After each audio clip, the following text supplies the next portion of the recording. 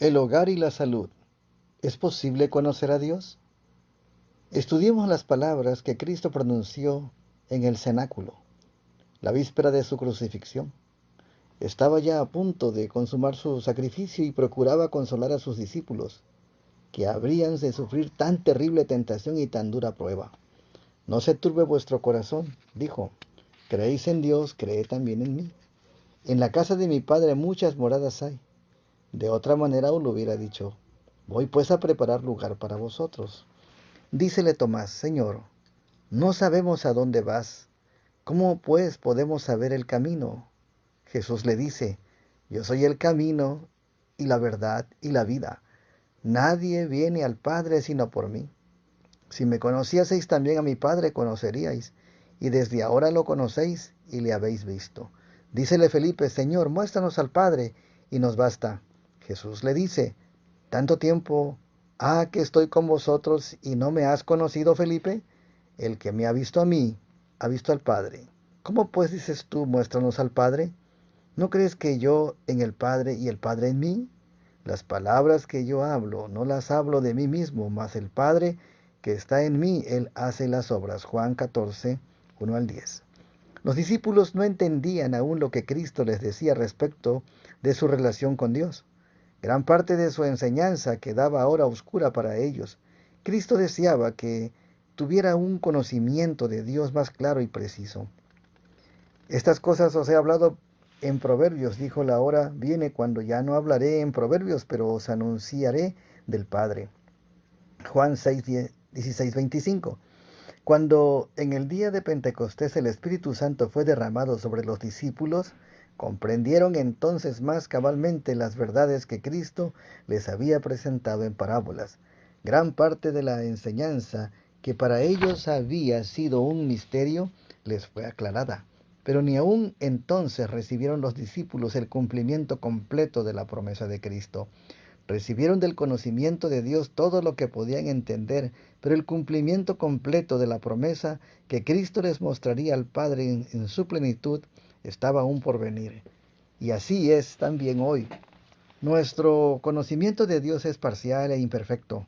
Cuando haya terminado el conflicto y Cristo Jesús, hombre, reconozca ante el Padre a sus fieles obreros, quienes en el mundo de pecado habrían dado el verdadero testimonio del Salvador, entonces comprenderán a las claras lo que ahora es para ellos un misterio. Cristo llevó consigo a las cortes celestiales su humanidad glorificada. A los que le reciben les da poder para ser hechos hijos de Dios, para que al fin Dios los reciba como suyos, para vivir con Él por toda la eternidad. Si durante esta vida permanecen fieles a Dios, al fin verán su cara y su nombre estará en sus frentes. Apocalipsis 22:4. ¿Y en qué consiste la felicidad del cielo, sino en ver a Dios? ¿Qué gozo mayor puede haber para el pecador salvado por la gracia de Cristo que el contemplar la faz de Dios y conocerle como a Padre? Las Escrituras indican con claridad la relación entre Dios y Cristo y manifiestan con no menos claridad la personalidad y la individualidad de cada uno de ellos. Dios, habiendo hablado muchas veces y en muchas maneras, en otro tiempo a los padres por los profetas, en estos postreros días nos ha hablado por el Hijo, el cual siendo el resplandor de su gloria y la misma imagen de su substancia, y sustentando todas las cosas con la palabra de su potencia, habiendo hecho la purgación de nuestros pecados por sí mismo, se sentó a la diestra de la majestad en las alturas, hecho tanto más excelente que los ángeles, cuanto alcanzó por herencia más excelente nombre que ellos, porque ¿a cuál de los ángeles dijo Dios jamás, mi hijo eres tú, hoy yo te he engendrado? Y otra vez yo seré a él por padre y él me será a mi hijo. Hebreos 1, 1 al 5. La personalidad del Padre y del Hijo, como también la unidad que existe entre ambos, son presentadas en el capítulo 17 de Juan, en la oración de Cristo por sus discípulos. Mas no ruego solamente por esto, sino también por los que me han de creer en mí por la palabra de ellos, para que todos sean una cosa como tú, oh Padre, en mí y yo en ti, que también ellos sean en nosotros una cosa, para que el mundo crea que tú me enviaste. Versículo 20 y 21. La unidad que existe entre Cristo y sus discípulos no destruye la personalidad de uno ni de otros. Son uno en propósito, en espíritu, en carácter, pero no en persona. Así es como Dios y Cristo son uno. Habiéndose humanado, Cristo vino para ser uno con la humanidad y al mismo tiempo para revelar a nuestro Padre Celestial a los hombres pecadores. Aquel que había estado en la presencia del Padre desde el principio, aquel que era la imagen exacta del Dios invisible, era el único capaz de revelar a la humanidad el carácter de la deidad. En todo fue hecho Cristo semejante a sus hermanos. Fue hecho carne como lo somos nosotros. Sintió el hambre, la sed y el cansancio. Fue consolado y sostenido por el alimento y el sueño. Compartió la suerte de los hombres y no obstante fue el Hijo de Dios sin mancha. Fue extranjero y advenedizo en la tierra. Estuvo en el mundo, pero no fue del mundo. Tentado y probado, como lo son hoy los hombres y mujeres, pero llevando, no obstante, una vida libre de pecado, tierno, compasivo, lleno de simpatía. Considerando para los demás, Cristo representó el carácter de Dios y se empeñó siempre en el servicio de Dios y del hombre. Me ungió Jehová, dijo, heme enviado a predicar buenas nuevas a los abatidos, a vendar a los quebrantados de corazón, a publicar libertad a los cautivos. Isaías 61:1. Y a los ciegos vista. Lucas 4:18. A promulgar año de la buena voluntad de Jehová, a consolar a todos los enlutados. Isaías 61:2. Amad a vuestros enemigos, nos dice. Bendecid a los que os maldicen, haced bien a los que os aborrecen, y orad por todos los que os ultrajan y os persiguen, para que seáis hijos de vuestro Padre que está en los cielos. Mateo 5:44. Porque Él es benigno para con los ingratos y malos. Lucas 6:35. Hace que su sol salga sobre malos y buenos, y llueve sobre justos e injustos. Mateo 5:45. Sed pues misericordiosos como también vuestro Padre es misericordioso. Lucas 6:36. Por las entrañas de misericordia de nuestro Dios, con que nos visitó de lo alto el oriente, para dar luz a los que habitan en tinieblas y en sombra de muerte, para encaminar nuestros pies por camino de paz.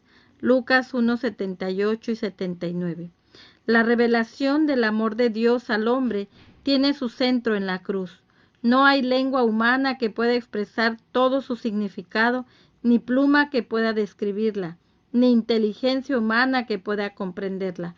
Al contemplar la luz del Calvario, solo podemos decir, porque de tal manera amó Dios al mundo, que ha dado a su Hijo unigénito, para que todo aquel que en él cree no se pierda, mas tenga vida eterna.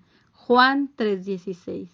Cristo crucificado por nuestros pecados, Cristo resucitado de los muertos, Cristo que ascendió al cielo, tal es la ciencia de la salvación que debemos aprender y enseñar, el cual, siendo en forma de Dios, no tuvo por usurpación ser igual a Dios. Sin embargo, se anonadó a sí mismo tomando forma de siervo, hecho semejante a los hombres, y hallado en la condición como hombre, se humilló a sí mismo, hecho obediente hasta la muerte y muerte de cruz. Filipenses 2, del 6 al 8. Cristo es el que murió, más aún el que también resucitó, quien además está a la diestra de Dios. Romanos 8:34. Por lo cual también puede salvar eternamente a los que por él se allegan a Dios, viviendo siempre para interceder por ellos. Hebreos 7:25. Porque no tenemos un pontífice que no se pueda compadecer de nuestras flaquezas, mas tentado en todo según nuestra semejanza, pero sin pecado. Hebreos 4:15. Aquí hay sabiduría infinita, amor infinito, justicia infinita, misericordia infinita, profundidad de las riquezas de la sabiduría de Dios. Romanos 11:33. Es por medio del don de Cristo como recibimos toda bendición. Por medio de este don se derrama sobre nosotros día tras día, sin interrupción, el raudal de la bondad de Jehová. Todas las flores, con sus delicados tintes y fragancia, no nos son dadas para nuestro deleite por medio de este único don. El sol y la luna fueron hechos por Él.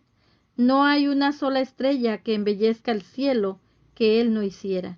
Cada gota de lluvia que cae, cada rayo de luz derramado sobre nuestro ingrato mundo, testifican del amor de Dios en Cristo. Todo nos es suministrado por medio del único don inefable, el unigénito Hijo de Dios. Fue clavado en la cruz para que todas estas larguezas fuesen vertidas sobre toda la creación de Dios. Mirad cuál amor nos ha dado el Padre, que seamos llamados hijos de Dios. Primera de Juan 3:1. Ni nunca oyeron, ni oídos percibieron, ni ojo ha visto Dios fuera de ti, que hiciere por él que en él espera. Isaías 64:4. El conocimiento de Dios, tal como fue revelado en Cristo, es el que deben poseer todos los que son salvados. Él es el conocimiento que obra la transformación del carácter. Este conocimiento, una vez recibido, renovará el alma a la imagen de Dios, comunicará a todo el ser un poder espiritual divino. Nosotros todos, mirando a cara descubierta como en un espejo la gloria del Señor, somos transformados de gloria en gloria en la misma semejanza. 2 Corintios 3:18. De su propia vida dijo el Salvador: he guardado los mandamientos de mi Padre. Juan 15:10. No me ha dejado solo el Padre, porque yo, lo que a Él agrada, hago siempre. Juan 8:29. Lo que Cristo fue en la naturaleza humana, Dios espera que sean sus discípulos. Con su fuerza hemos de vivir la vida de nobleza y pureza que el Salvador vivió. Por esta causa, dice Pablo, doblo mis rodillas al Padre de nuestro Señor Jesucristo, del cual es nombrada toda la parentela de los cielos y en la tierra, que os dé, conforme a las riquezas de la gloria del ser, corroborados con potencia en el hombre interior por su Espíritu, que habite Cristo por la fe en vuestros corazones, para que arraigados y fundados en amor podáis bien comprender con todos los santos cuál sea la anchura y la longura y la profundidad y la altura, y conocer el amor de Cristo que excede a todo conocimiento, para que seáis llenos de toda la plenitud de Dios. Efesios 3:14-19.